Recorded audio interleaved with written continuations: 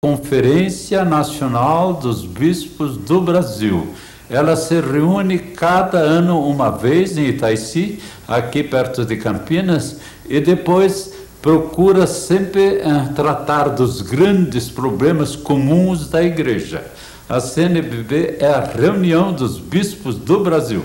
Eu costumo dizer que ela, durante 10 dias, nos 3 primeiros dias, ela é um inferno, porque todo mundo vem com ideias e um contra o outro, um pensando diferente do outro. Depois de 3 dias acaba o inferno, vem o purgatório. Aí eles começam a se entender já, começam a se alegrar, etc. Nos últimos 4 dias nós estamos num verdadeiro céu, porque nós estamos resolvendo os problemas, estamos vendo o Brasil como um país da esperança, o país da bênção de Deus, o país do Cruzeiro do Sul, o país que nunca vai ser destruído por força nenhuma, porque a força de Deus está no coração de cada brasileiro que tem fé, tem esperança e tem alegria de viver.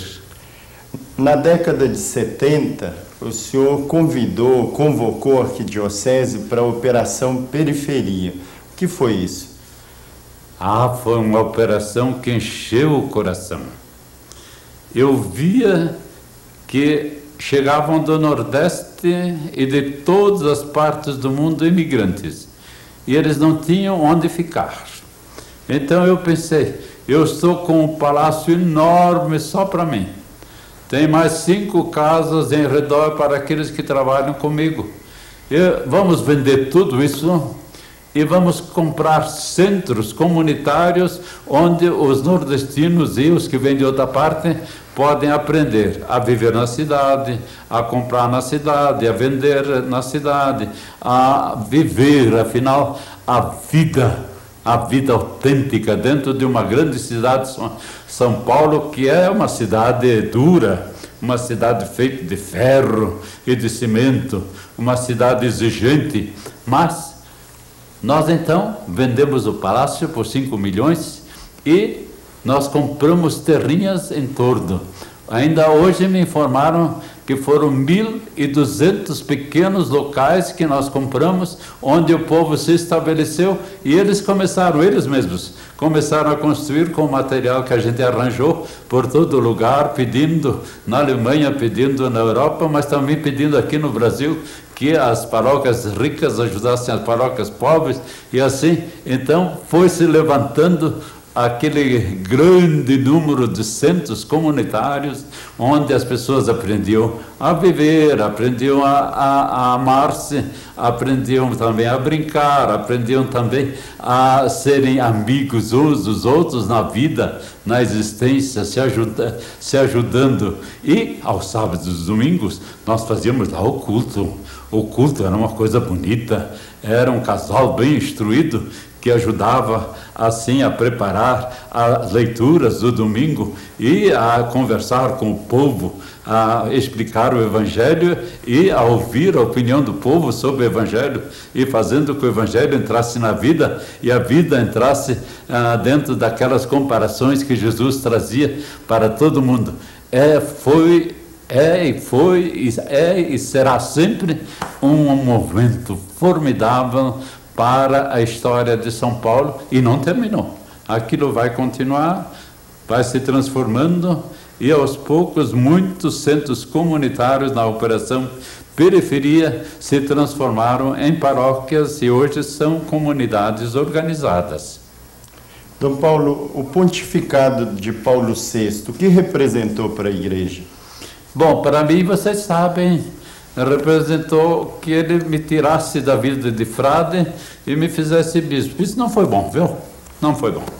Não foi bom. Ele devia me ter deixado como franciscano. Eu podia ter trabalhado nas favelas e até estava com vontade de morar nas favelas, no momento em que eu fui chamado para ser bispo, em 1966. Agora, para a Igreja toda, Paulo VI foi um homem extraordinário. Um cardeal de Roma, de grande intuição e de muita responsabilidade.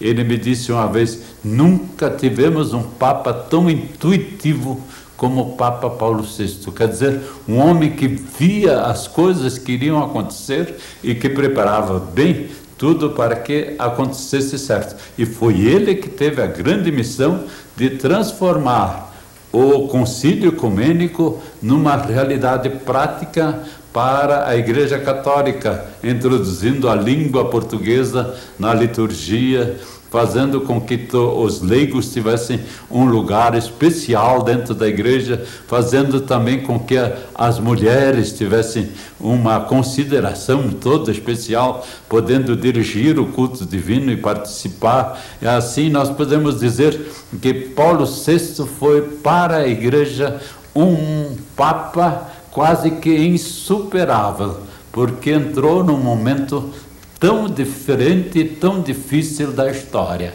mas soube resolver os problemas, embora nem todos concordassem com ele, e muitos chamassem a ele de Hamlet, quer dizer, é o autor de Shakespeare, que não sabe bem decidir-se para cá ou para lá, porque ele muitas vezes tinha que procurar o caminho.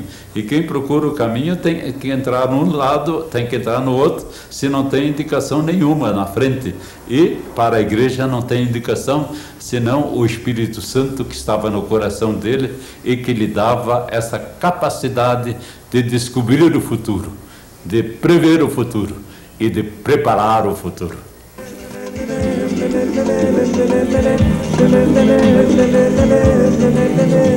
Senhor, fazei-me um instrumento de vossa paz. Eu admiro esse jeito franciscano, quer dizer, não obstante a importância que ele ganhou, que ele conquistou, ele sempre guardou esse distintivo de simplicidade, de abertura, de acolhimento, não é, a todas as pessoas e de disponibilidade ao serviço. Dom Paulo, um grande amigo, mas acima de tudo um homem de Deus. É o homem que, pelo mundo afora, ele faz muitas viagens internacionais. Ele está sempre anunciando o Deus dos pobres, ele está sempre anunciando o Deus da justiça, ele está sempre anunciando o Deus que é amor para com todos. Direitos humanos não é defesa de bandido, da criminalidade? Algumas pessoas assim nos acusam, dizendo que nós estamos defendendo bandidos. De fato, o que nós defendemos é a dignidade da pessoa humana. Quando Deus fez o homem e a mulher, ele disse que iria fazer um ente à sua imagem e semelhança. E toda pessoa que tem dignidade também tem direitos e tem deveres. E esses direitos foram definidos no dia 10 de dezembro de 1948 nas Nações Unidas, e são 30 artigos em que a gente defende em primeiro lugar a vida, depois a dignidade humana, mas também a possibilidade de trabalhar, a possibilidade de movimentar-se, a possibilidade de ser livre, a possibilidade de ir de uma nação para outra e, sobretudo, de não ser torturado, nunca ser prejudicado, nem na saúde, nem na honra, e muito menos ainda na vida, como tanta gente foi prejudicada. Eles dizem que nós defendemos bandidos porque a gente diz que todo mundo tem direitos humanos. O bandido não pode ser torturado. Então, naquela hora, você tem que defender não o bandido, mas a dignidade dele. Naquela hora você tem que defender não o mal que ele fez, mas sim o bem que ele podia ter feito se não tivessem feito tanto mal a ele, torturado a ele. Então, nós, de fato, estamos defendendo a imagem de Deus ou a presença de Deus no mundo, porque Deus colocou homem e mulher no mundo para serem o sinal de seu amor. São as flores de Deus no jardim do mundo. Dom Paulo, o que o senhor pensa da reforma agrária? A reforma agrária é a única maneira de evitar uma explosão social dos pobres contra os ricos. Então a reforma agrária é a divisão daquelas terras que são necessárias para o pobre poder se alimentar. Mas ela deve ser organizada de tal forma que o pobre tenha a possibilidade de se unir a outros, de receber os insumos para poder plantar, ter a possibilidade de vender sem atravessadores e dele poder então ser uma verdadeira comunidade organizada para produzir, e produzir não só para si, mas também em favor da cidade, em favor de seus colegas operários que não podem pagar tão altos preços. Nós fizemos uma experiência muito bonita. Nós tínhamos, por exemplo, uma reforma agrária no interior do estado, lá perto de Lins. E nós instituímos aqui na capital também os centros comunitários que compravam diretamente daquela produção feita pelo grupo que ocupava aquela terra que o governo então destinou para eles. Foi um momento de abaixamento dos preços, ou digamos assim, de uma verdadeira reforma econômica, em que o feijão, em vez de custar 20 centavos naquele tempo, não, custava 2, 3, quer dizer, 10% em vez de custar 100% a mais. Então, nós sabemos que a reforma agrária é, de fato, a colaboração do povo para que o Brasil inteiro possa ter a dignidade de viver de seu trabalho e de fazer com que todo mundo produza o suficiente para a família e para a pátria, que é a nossa grande família. O Papa João Paulo II, quem é? O Papa João Paulo II é conhecido no Brasil em sua figura externa, porque ele esteve 3 vezes, desde 1980 até agora, em novembro último, ele esteve conosco, não é? Agora, pouca gente teve ocasião de falar pessoalmente com ele. Eu tive ocasião de pedir uma vez ao secretário dele que eu fosse falar com ele na biblioteca, passeando, ficando assim ao lado dele. E também tive diversas vezes a honra de ficar à mesa conversando com ele. Ele, de fato, é um homem como nós dois. Não, ele brinca com a gente, ele fala, conta anedotas. Ele é um Papa muito comunicativo, mas, sobretudo, um Papa de grande amor. Ele compreende a gente em coisas mais profundas e mais próprias do Brasil, e gosta do Brasil.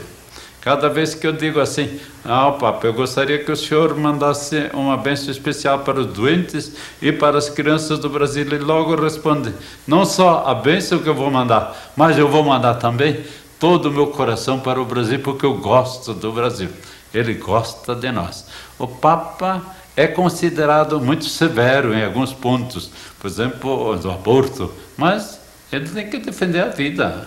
Você também tem que defender a vida. Eu tenho que defender a vida, tanto faz no primeiro instante ou no último instante em que nós estamos na Terra. Temos que defender a vida. O Papa defende coisas assim que a gente pensa, bom, não precisava ser tão severo. Mas se ele não for seguro nesse tempo de confusão, quem é que vai ser seguro? Quem é que vai encontrar o caminho certo da vida? É preciso a gente saber que o Papa está revestido da autoridade de Jesus Cristo e que o Espírito Santo dá uma força especial a ele.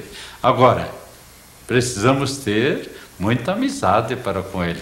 Precisamos ter também aquela mesma atitude que ele tem com a gente. Quer dizer, amá-lo porque a gente é amado. E difundir o que ele difunde, porque ele difunde o Evangelho de Jesus Cristo. Eu diria, o Papa é para nós realmente uma segurança na vida, mas também uma alegria de sabermos que estamos certos em nossa doutrina, estamos certos em nossa existência toda. Que o Papa se conserve firme na sua posição e seja o nosso grande amigo, o grande amigo do Brasil que ele sempre quis ser.